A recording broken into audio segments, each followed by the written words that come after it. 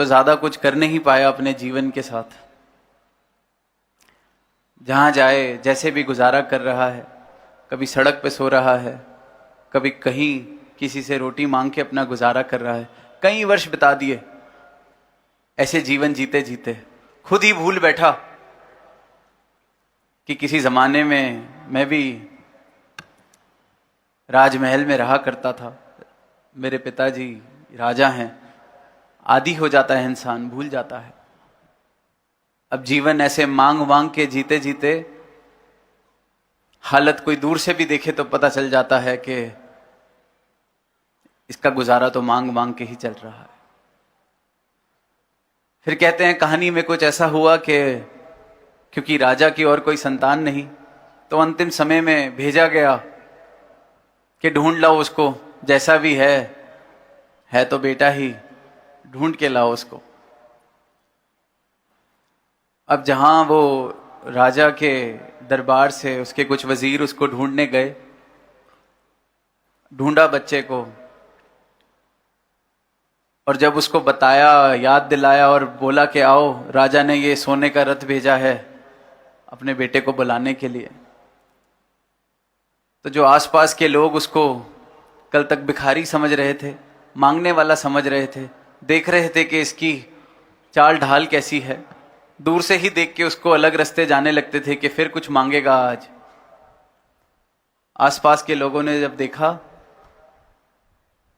कि ये रथ पे कहां चढ़ रहा है, और जब रथ पे चढ़ा है तो आसपास के लोग कहने लगे कि ये तो आदमी ही दूसरा लग रहा है, इसको देख के अब लग ही नहीं रहा कि ये कल तक हमसे ही खाना मांग रहा था।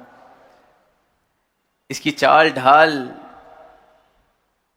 ऐसे लगने लगी है कहीं का राजकुमार है। एक क्षण लगा, पहचान मिल गई। अब बोले उसको कि जाओ वापस उस मांगने वाले की तरह दोबारा लग के दिखाओ, वो नहीं कर पाएगा, पहचान मिल गई। इसी प्रकार जब ये परमात्मा की पहचान मुझे देते हैं तो मुझे मेरी पहचान भी दे देते हैं कि तू क्यों नफरत कर रहा है, क्यों वैर कर रहा है, क्यों किसी को छोटा बड़ा सही गलत मान रहा है, क्यों किसी को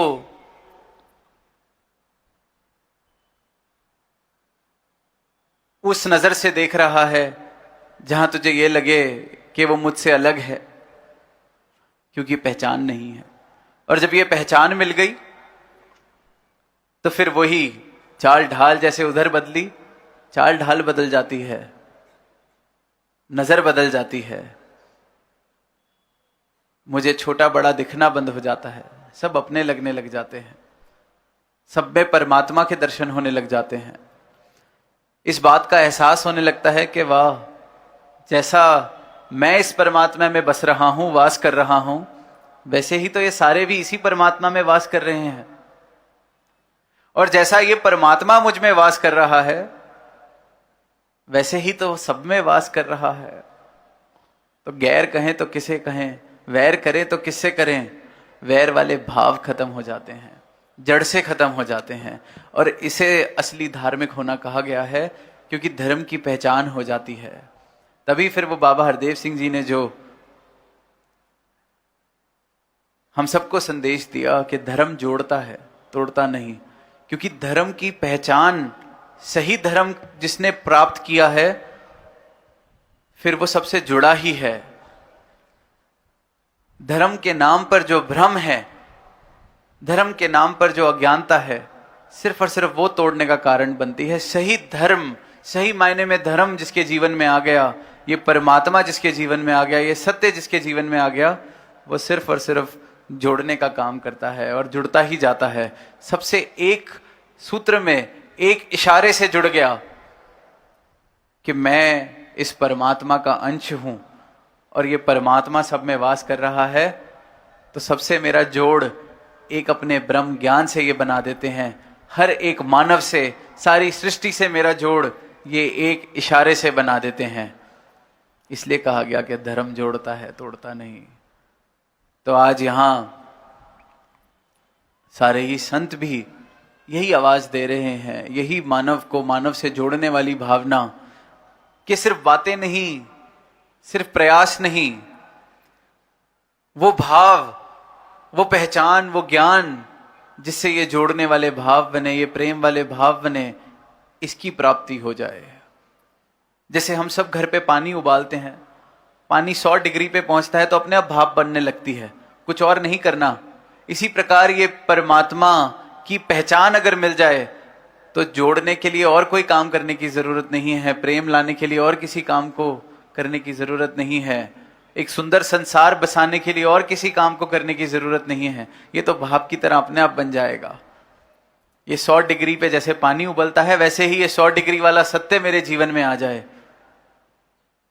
तो ये वैर, निंदा, नफरत वाले भाव जीवन से खत्म हो जाते हैं, प्रेम स्थापित हो जाता है, सत्य जीवन में आ जाता है तो असत्य जीवन से चला जाता है, सत्य की पहचान हो जाती है तो मिथ्ये जीवन से चला जाता है। और ये सत्य वाला जीवन, सच वाला जीवन ही परमात्मा वाला जीवन है, ही भक्ति वाला जीवन है। और ये सिर्फ और सिर्फ सदगुरु की कृपा से मुमकिन है। सदगुरु के ब्रह्म ज्ञान को जीवन में जिसने प्राप्त किया है और जिया है और इससे अपना जोड़ बनाए रखा है, फिर उनका जीवन हमेशा ही जोड़ने वाला बना है, हमेशा ही प्रेम वाला बना है। और ऐसा जीवन हर एक इंसान जी सकता है। ये परमात्मा हर एक इंसान के लिए बराबर मौजूद है और हर एक इंसान इसे प्राप्त कर सकता है। जैसे दास ने शुरू में कहा, ये बरसात निरंतर सबके लिए हो रही है। अब कोई मटका अगर खाली है तो वो मेरी अज्ञानता है, मेरा अहंकार है।